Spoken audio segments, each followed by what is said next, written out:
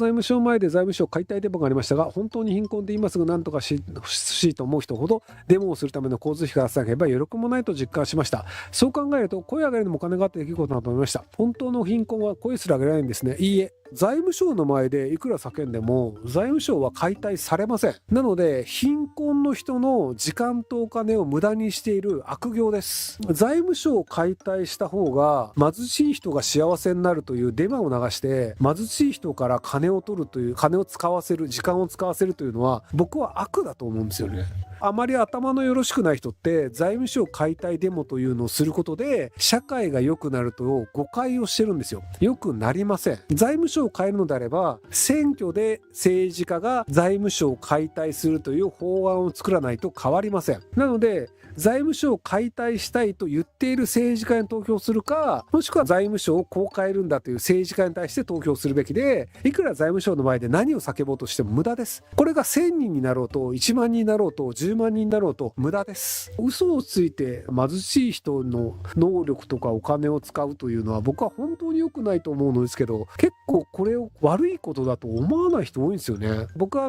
デモをする人たちに対して結構こういう風に冷たく厳しく言うんですけど、デモをすることに反対をする霊障派だとかっていう風に結構ひろゆきはやられるんですけど、で本当に効果があるデモは僕はやるべきだと思うんですよ。でフランスのデモは効果があるんですよ。シャンゼリゼ通りとかでデモやって店燃やすんですよ。で店燃やされるからこれ以上デモやめてくんないっていうのを、そこで商売をやってる人たちとかが政治家に文句を言い始めるんですよ。毎週毎週デモやられて商売上がったりで店燃やされるからマジで何とかしてよっていうのを政治家に言い始めるんですよ。で結果としてマクロン大統領はガソリンに対する課税をやめたんですよ。なので燃やすぐらいの根性があるデモだったら僕やってもいいと思うんですよ。そのデモに対して政策を変える、法案を変えるっていうのをやらないと本当に有権者がいなくなるよねっていうぐらいの誰かが困らなきゃいけないんですよ。でも財務省の前でいくら叫んでも誰も困んないんですよ。なので僕はその家ぶっ壊すとか店ぶっ壊すとか火つけるとか強盗するとかっていうのは一時的には悪いことなんだけど、結果として政治家の判断を変えるのであればそれぐらいやらないと変わらないよねっていうフランスの考え方が最終的には正しいと思ってます。民衆というのには権限が全くないんですよ。法律を作るとか政策をやるというのは政治家がやるので、与党の政治家が政策を実行してで法案を作るというのも国会議員が法案を作るので、なので民衆というのは一切力がない。で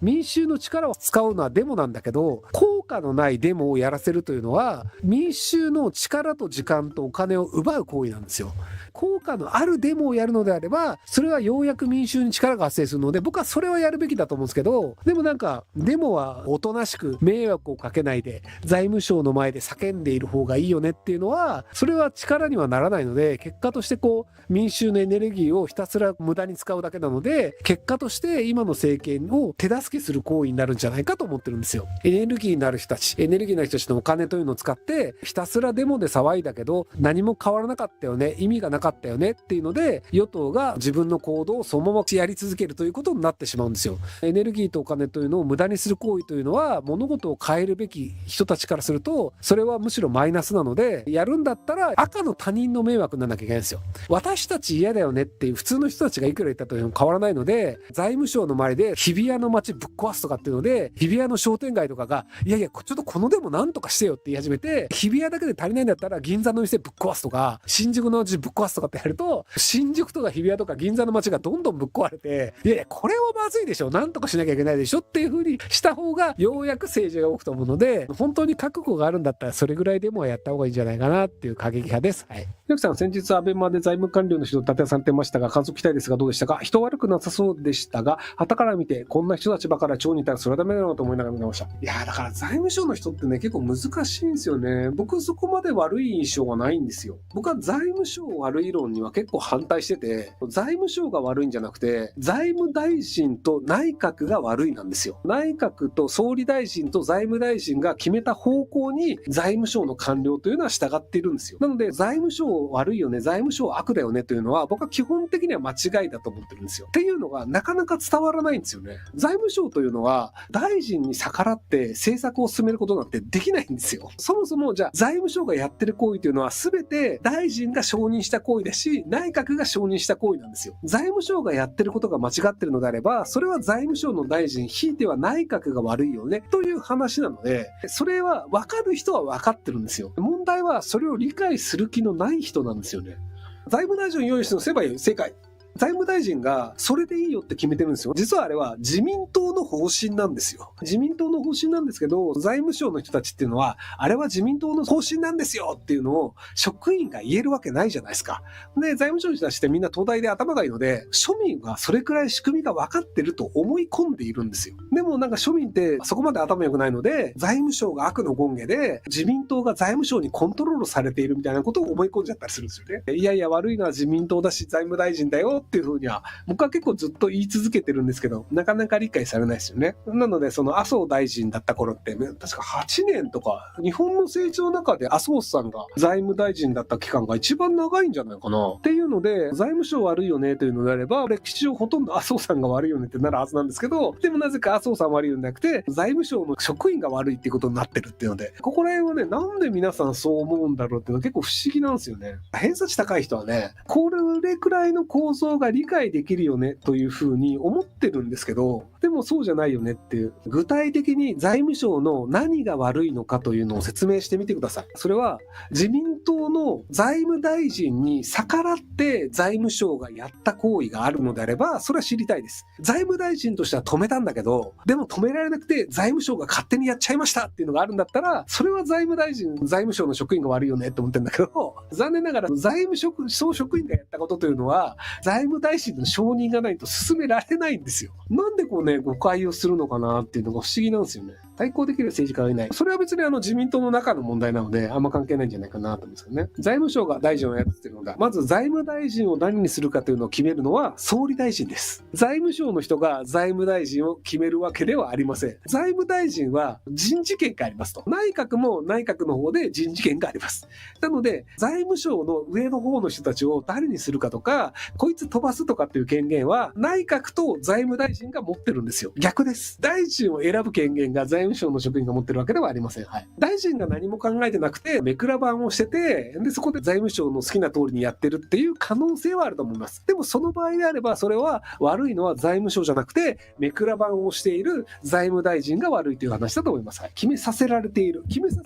であれば、それは財務大臣を交換してでも、財務省の職員をコントロールできる人にすべきだよねっていう。形式上は総理大臣も財務大臣も選んでる側だけど、実際にお金と権力で牛耳ってるのは財務省だ。総理大臣とか財務大臣の給料を財務省の人が決める権限がありますか？ありません。財務大臣がじゃあここにお金を使おう。例えばダムを作ろうって言った時に、それをコントロールできるか、財務省の職員がコントロールできるかというと、できません。大臣がもうここにダムを作るんだって言ったら、もうそれが決定になります。そこで大臣がハンコを押さないで進めることはできません。なんでそういうふうに思うんだろうね。内閣人事局が悪いっていうのがあったんだけど、内閣人事局が官僚のその上の時間とかであれば大臣が選べるんですけど、それより下の3つぐらいの役職に関しては内閣人事局がコントロールするんですよね。財務省の一番上だったら事務次官をコントロールするのが大臣なんですけど、でその下のトップ2、トップ3、トップ4ぐらいとかだと内閣人事局が選ぶので、悪いとすると財務省じゃなくて内閣人事局だよねって話です。はい、財務省に弱いように見られているから政治家の発言をコントロールしている。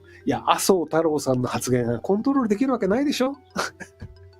麻生さんコントロールされてました？森元総理コントロールされてました？鈴木大臣も緊縮。だからあれは鈴木大臣が緊縮を選んだからです。だからなんでその財務省がコントロールしてるというふうに考えようとするんだろうね。なんかすごい不思議なんだよね。財務省ってまず誰なのっていう。ただの職員だよ。大臣の下で働いてる職員なのに、職員が大臣とか総理大臣をコントロールしているというふうに思うのかが不思議なんですよね。もちろんね、財務省は他の省庁にどこにじゃあお金を配分するところの決める力を持ってますよ。なので、財務省が力を持っていることは確かです。ただ、その力をコントロールするのは財務大臣と内閣です。財務省が力を持っていることは否定してません。ただ、その財務省の力をコントロールしているのは財務大臣と内閣であって、財務省の職員が総理大臣を操っているわけではありません。例えば今回回石破首相になったわけですけど、高市さんじゃなくて、総理大臣を財務省の職員がいじってるんだとすると、財務省職員が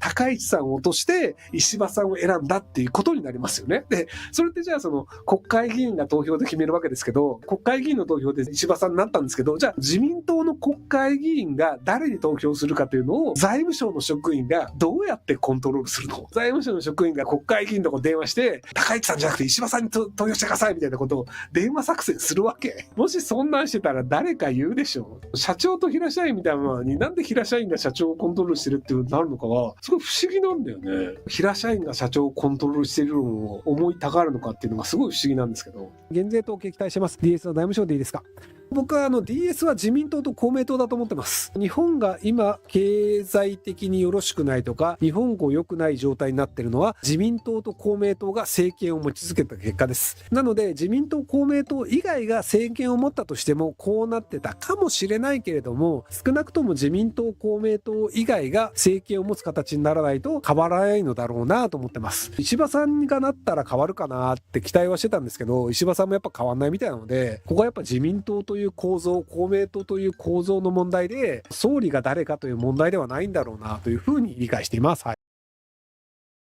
ご視聴ありがとうございます。今回の動画はこちらからの切り抜きになります。